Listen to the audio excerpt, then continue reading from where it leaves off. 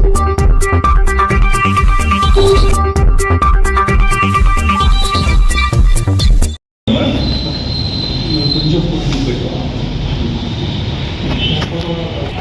ముఖ్యంగా ఈ press conference పెట్టడం ముఖ్య ఉద్దేశం ఏమంటే చంద్రబాబు నాయుడు గారు ఆయన రాజకీయంగా జగన్మోహన్ రెడ్డి గారి మీద కక్ష తీసుకునేదానికి రాజకీయంగా ఆయనకి రకరకాల ఇబ్బందులు పెట్టే ఉద్దేశంతో మన పవిత్రమైన తిరుపతి లడ్డు మీద కూడా అటాక్ చేయడం జరుగుతాం.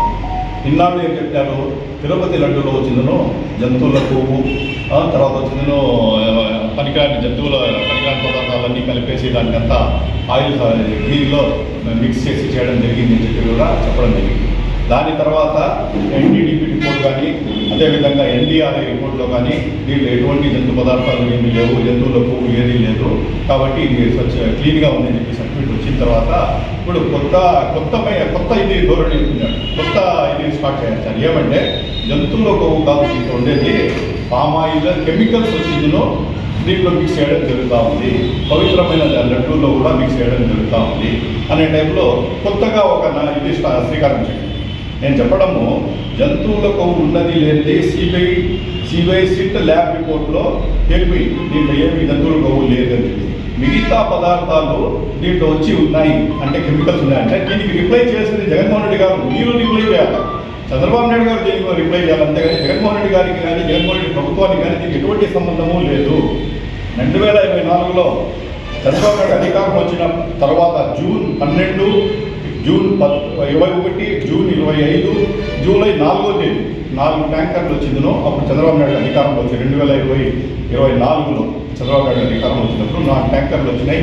అది వచ్చిందనో నెయ్యి వచ్చింది, అది వచ్చిందనో మన టీటీడీ దీంట్లో పోయినాయి. దానికి వచ్చింది ఎటువంటి కలుషితం లేదు, నీట్గా ఉందంటే దానికి మళ్ళీ దానికి లడ్డూ తయారీకి వెళ్ళిపోయినాయి. ఇదే విధంగా జూలై 12వ తేదీ 2 ట్యాంకర్లు వచ్చిందనో మళ్ళీ నెయ్యి వచ్చింది. నెయ్యి వస్తే ఆ నెయ్యిని తీసుకుని పోయేదో టీటీడీ ల్యాబ్ రిపోర్ట్లో టెస్ట్ చేస్తారు. ఇది వచ్చింది ఏదో మాకు అనుమానంగా ఉంది, దీంట్లో ఏదో కల్తీ ఉంది అని చెప్పిందనో ఆ టీటీడీ వాళ్ళు దాన్ని రిటర్న్ పంపించడం కూడా జరిగింది. రిటర్న్ పంపించేసి ఆ సంబంధిత కంపెనీకి కూడా మెయిల్లో కూడా చెప్పడం జరిగింది, దీంట్లో వచ్చి కల్తీ ఉంది, మేము రిటర్న్ పంపిస్తున్నామని. ఆ రిటర్న్ వెళ్ళిపోవాల్సింది ఆ నెయ్యి ఏం చేసిందంటే దాని తర్వాత దానికి రిటర్న్ పంపించేసి జూలై 27వ తేదీ తెల్లవారుజామున కాళహస్తి రోడ్లో రాఘవేంద్ర క్రషర్స్ అని ఉంది, దాని పక్కలో వచ్చిందను వైష్ణవి డైరీ ఉంది, దానికి 2 కిలోమీటర్ల దూరంలో దాని అంటే హార్ట్లో పెట్టారు. ఎందుకు హార్ట్లో పెట్టారో దానికి వచ్చిందను మళ్ళీ రీసప్లై చేసేదానికి ఎవరెవరితో మంతనాలు జరిగినాయి. మంతనాలు జరిగిన తర్వాత అది వచ్చిందను తిరిగి వచ్చిందను దొడ్డిదారిన మళ్ళా తిరుమలకు పోయింది. ఆ 2 ఇది వచ్చిందను వాడడం జరిగింది. ఇది 100% వచ్చిందో. ఇది సిట్ ఛార్జ్ షీట్లో 6/5/2025 సిట్ ఛార్జ్ షీట్లో పేజ్ నెంబర్ 62లో ఆ సిట్ ఛార్జ్ షీట్ కూడా మన దగ్గర ఉంది. పేజ్ నెంబర్ 62లో కూడా క్లియర్ కట్గా జరిగింది. రెండు వచ్చి కల్తీ ఉన్నాయి అని చెప్పి పంపించింటే కూడా అవి తిరిగి 4 రోజులు హాల్ట్ అయింది అక్కడ రాఘవేంద్ర క్రషర్స్ దగ్గర కాళహస్తి రోడ్లో. ఆని తర్వాత అక్కడ నుండి తిరిగి అవి వచ్చేసిందో మళ్ళీ వచ్చిన తిరుమలకు చేరుకున్నాయి. అది వచ్చిన లడ్డూ తయారీలో వాడడం కూడా జరిగింది అని చెప్పి క్లియర్ కట్గా సిట్ ఛార్జ్ షీట్ వేసేసింది. సిట్ ఛార్జ్ షీట్ ఉంది, దాని కాపీ కూడా మన దగ్గర ఉన్నది.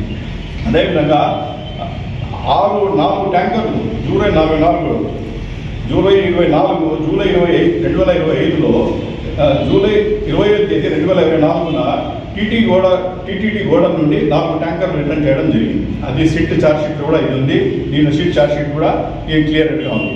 అదేవిధంగా సిట్ సప్లిమెంటరీ ఛార్జ్ షీట్లో కూడా ఈ రిజెక్టెడ్ కీని కూడా తొడ్డిదారిన జూలై 25, 2024లో కూడా 4 ట్యాంకర్లలో కల్తీ ఉందని చెప్పి రిటర్న్ చేయడం జరిగింది.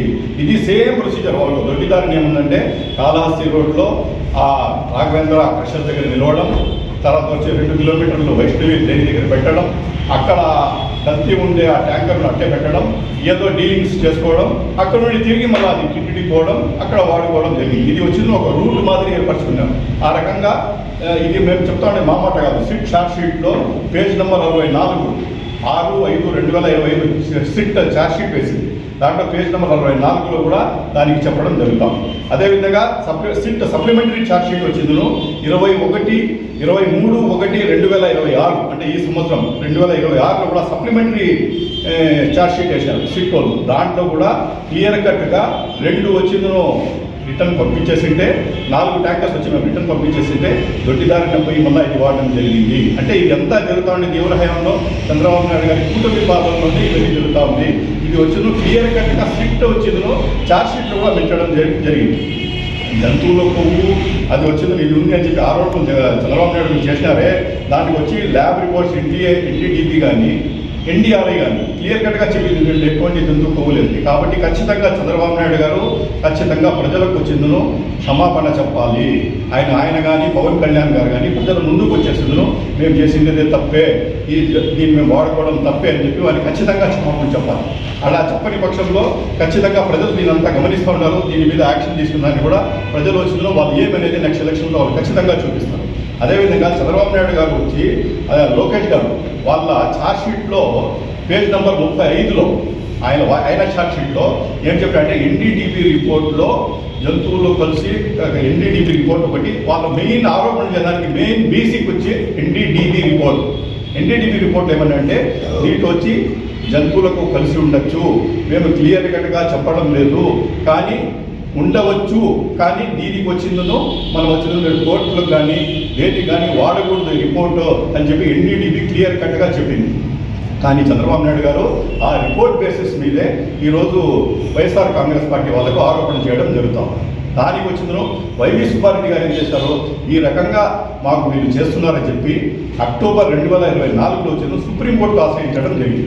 చూడండి, మా మీద అనవసరంగా వీళ్ళు చేస్తూ ఉన్నారు, దీంట్లో ఏముంది అనేది సిగ్గు తేల్చండి, మీరు క్లియర్ కట్గా దాన్ని తేల్చండి అని చెప్పి 2024లో వచ్చిందో వైవి సుబ్బారెడ్డి గారు సుప్రీంకోర్టుకు పోతే సుప్రీంకోర్టు కూడా ఆల్రెడీ మీ రిపోర్ట్లోనే ఉంది కదయ్యా, ఇది వచ్చి కోర్టులో వాడకూడదు, ఉండొచ్చు ఉండకపోవచ్చు అని చెప్పి వాళ్ళే క్లారిటీ కాలేనప్పుడు మీరు నిర్ధారణగా ఛార్జ్ షీట్లో దీన్ని ఎట్లా యూజ్ చేస్తారు అని చెప్పి చంద్రబాబు నాయుడు గారికి చివాటు పెట్టడం కూడా జరిగింది. ఇంత జరిగితే కూడా చంద్రబాబు నాయుడు గారు ఆయన ధోరణి మారడం లేదు. ఏదో రకంగా దీంట్లో ఆయనకి ఇరికించాలా, వైఎస్ రాజశేఖర మన జగన్మోహన్ రెడ్డి గారిని ఇరికించాలనే ఉద్దేశంతో వీళ్ళు ముందుకు పోతారు.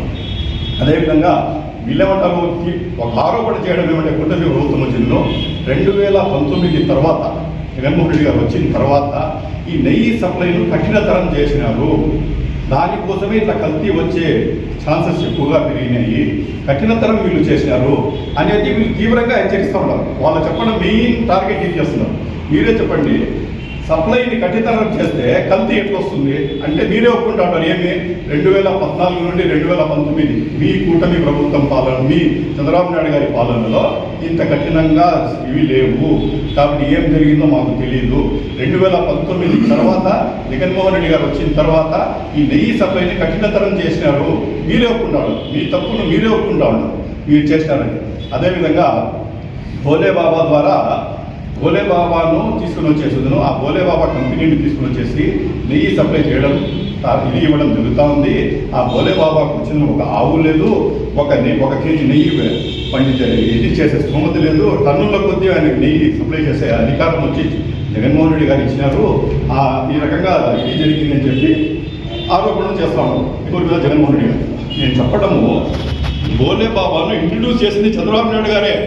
మార్చి 6వ తేదీ 2019 మార్చి 6వ తేదీ 2019లో పర్మిషన్ వచ్చింది. టెక్నికలీ క్వాలిఫైడ్ భోలే బాబా కంపెనీ వచ్చింది, టెక్నికలీ క్వాలిఫైడ్ అని చెప్పిందను పర్మిషన్ ఇచ్చింది చంద్రబాబు నాయుడు గారే. ఆ తర్వాత మార్చి 6వ తేదీ 2019 82,000 కేజీలు కూడా ఆర్డర్ ఇవ్వడం జరిగింది. 82,000 కేజీలకు రేట్ ఎంత తెలుసా, రేట్ వచ్చిందను 291 రూపాయలు కేజీ నెయ్యి వచ్చి 291 రూపాయలు అంట. ఇప్పుడు మార్చి 6, 2019లో 82,000 కేజీలకు వచ్చిన చంద్రబాబు నాయుడు గారు ఆర్డర్ ఇవ్వడం జరిగింది ఆ ప్రభుత్వం. దాని తర్వాత అది సాలగా మళ్ళా ఏప్రిల్ 19 82,000 కేజీలు ఇచ్చింది కాక మళ్ళా 12,300 కేజీలు అడిషనల్గా ఇంకా కావాలా అని చెప్పి కూడా సప్లిమెంటరీ ఆర్డర్ కూడా ఇవ్వడం జరిగింది. ఈ రకంగా భోలే బాబాను కంపెనీను ఫుల్ ఫ్లెడ్జ్గా ఇంట్రొడ్యూస్ చేసిండేది చంద్రబాబు నాయుడు గారే.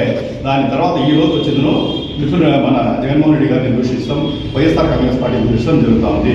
ఈ రకంగా చంద్రబాబు నాయుడు గారు అనవసరంగా వేరే సబ్జెక్ట్స్ జగన్మోహన్ రెడ్డి గారికి చెప్పేదానికి ఏది లేక ఖచ్చితంగా దేవుని ప్రసాదాలను కూడా రాజకీయాల్లో తీసుకుని వచ్చేసి చేస్తున్నారు. ఇప్పుడు వచ్చింది కొత్త ధోరణి ఏమంటే ఇది కాక శ్రీశైలంలో కూడా కల్తీ, శ్రీశైలం ప్రసాదంలో కూడా కల్తీ ఉంది అని కొత్తగా మళ్ళా ఒక ఇది శ్రీకారం చుట్టారు. ఈ రకంగా చంద్రబాబు నాయుడు గారు అనవసరంగా పవన్ కళ్యాణ్ గారు కానీ చంద్రబాబు నాయుడు గారి ఈ కూటమి ప్రభుత్వం వచ్చిందో దేవుడి ప్రసాదాలను రాజకీయం చేసుకుంటా మన దేవుడు ఎంత పవిత్రంగా తీసుకునే ఆ ప్రసాదాలను కూడా రాజకీయంగా తీసుకుని వచ్చేసి అనవసరంగా ఈ రకంగా ఇది చేస్తూ ఉంటారు. దీనికి వచ్చిన మొత్తం సమాజం వచ్చిందను, మొత్తం ఆంధ్ర రాష్ట్రమే కాదు యావత్ భారతదేశం కూడా బాధపడతా ఉంది. ఎందుకు వీళ్ళు ఈ రకంగా చేస్తున్నారు? ఒకవేళ 100% తింటేమి కల్తీ లేదు. ఒకవేళ అది అట్లా ఉంటే కూడా మీరు ఇట్లా అవన్నీ బయటికి తీసుకొచ్చేది కూడా కరెక్ట్ కాదు.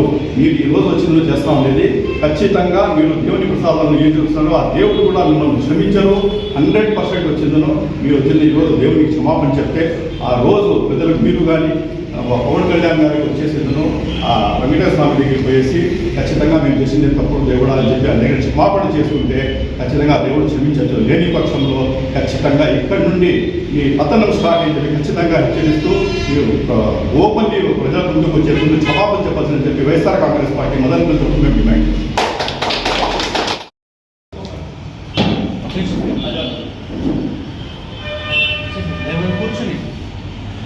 Beleza,